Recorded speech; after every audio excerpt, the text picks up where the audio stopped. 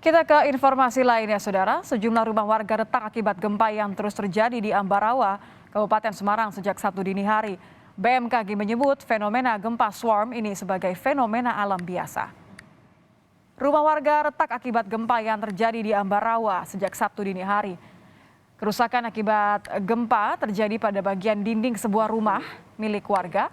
Selain itu, ruang tamu dan kamar tidur juga mengalami keretakan. BMKG mencatat swarm Ambarawa sejak terjadinya gempa hingga sekarang telah terjadi 33 kali. Dengan rincian 32 kali gempa dan satu gempa utama dengan magnitudo kecil tidak melebihi magnitudo 3,5.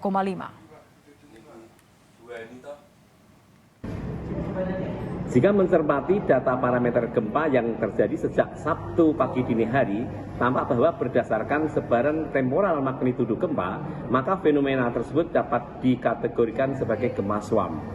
Gempa swarm didirikan dengan serangkaian aktivitas gempa bermagnitudo kecil dengan frekuensi kejadian yang sangat tinggi, berlangsung dalam waktu relatif lama di suatu kawasan tanpa ada gempa kuat sebagai gempa utama atau main shock.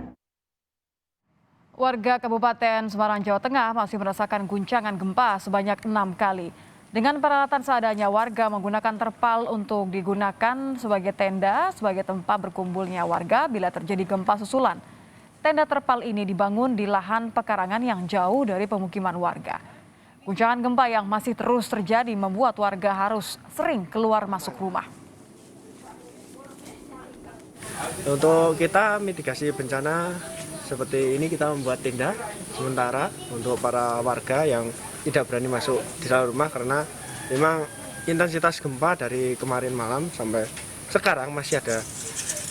Sekarang itu sekitar ya tidak seperti kemarin-kemarin sampai 3,3 skala Richter itu, tapi ya masih intensitasnya terlalu dekat lah, 1 menit 3 kali goncangan, apalagi para lansia sama para ibu-ibu sama balita itu sangat